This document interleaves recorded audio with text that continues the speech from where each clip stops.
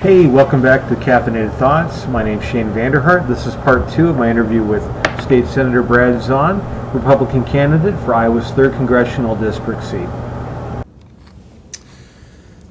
Well, earlier somebody asked you, I can't remember exactly when it was, about farm subsidies and ethanol in particular, and you've been hammered just a little bit about that. I think your original answer was intuitive and a good free market approach as far as it's like, well, we should be picking winners and losers. I believe that's at least somewhat what you said, if not exact quote. What is your position on farm subsidies and ethanol? Well, I was very surprised with the Farm Bureau and their stand on direct payments. And if you recall, that was a couple weeks ago where they were like one vote from saying end the direct payments. What I see there is I see that a lot of very large corporate farms are the beneficiary of this and not so many family farms. You know, when it comes to ethanol, I have not changed my position on ethanol. During the campaign, we talked a lot about mandates. We didn't necessarily talk anything about the 45-cent blender's tax credit.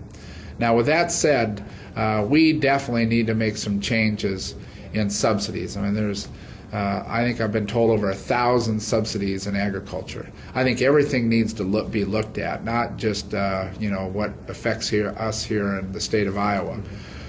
But with that said, I recognize that the ethanol industry is very important to the state of Iowa. Agriculture is the backbone of the state of Iowa. And I can tell you, if I do get elected to the United States Congress, that'll be my first priority. I want to be on the Agriculture Committee. But with that said, if you take away that 45-cent blender's fee, which, by the way, goes to the petroleum companies, it doesn't go to the ethanol plants that are here.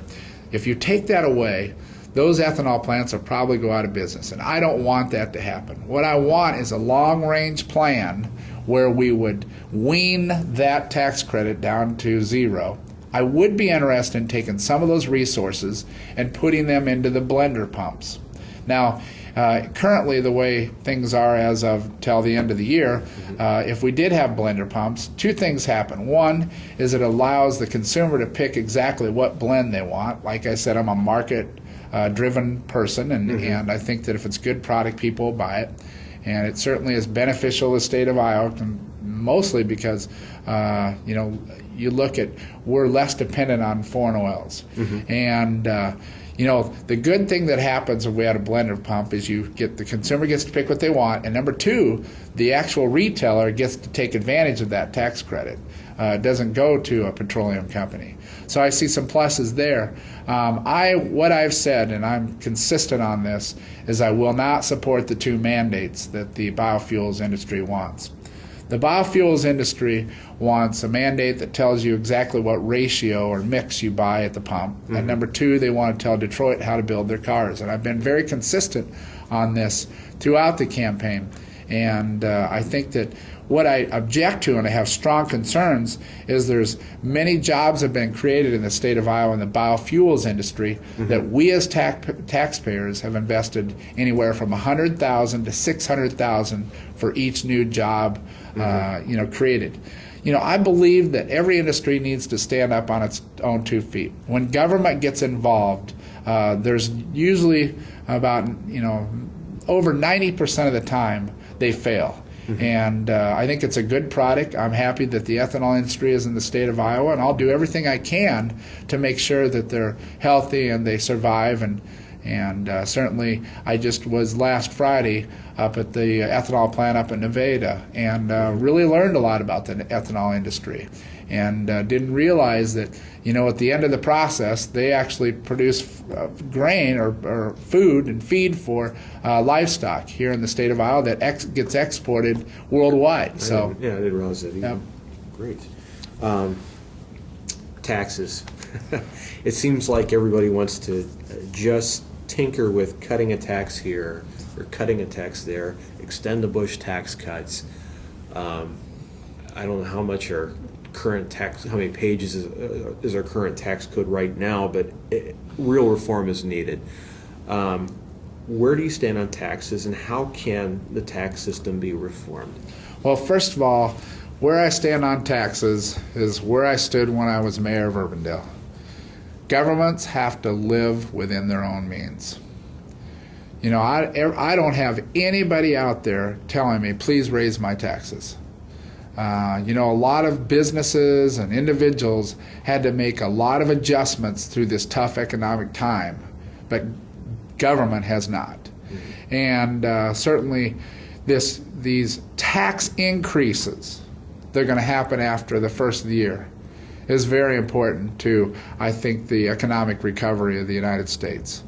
I find it very disingenuous and certainly upsetting that Congressman Boswell has decided to, and it was a very close vote in regards to adjournment here about a couple weeks ago, where there was down to one vote.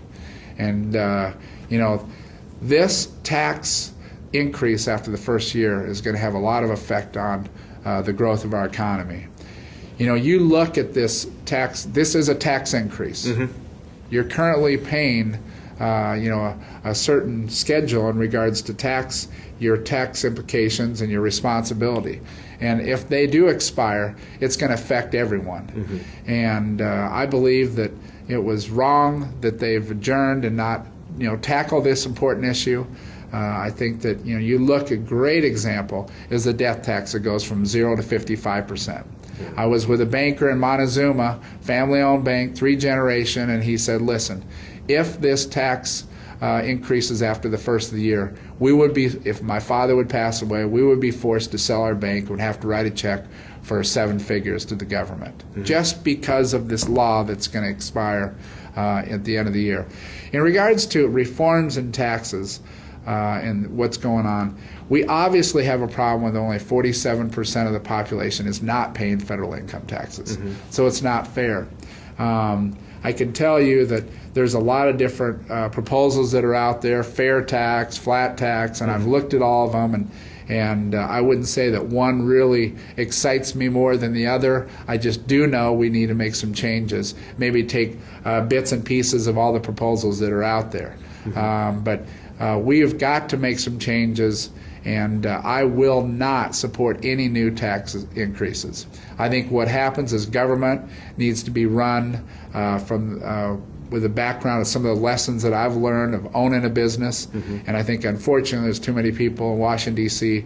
that does not have any business background. So are you going to push for real tax reform, or are we just going to? Well, we've got to. I'll tell you what, for a cut here and Shane, a cut there? we have got to start with the spending problem. Okay. I think that you got to prioritize things. Yeah, I agree. We with you can't there. do anything with, you know, I think that the tax, you know, the current tax rates that are in place right now need to be extended.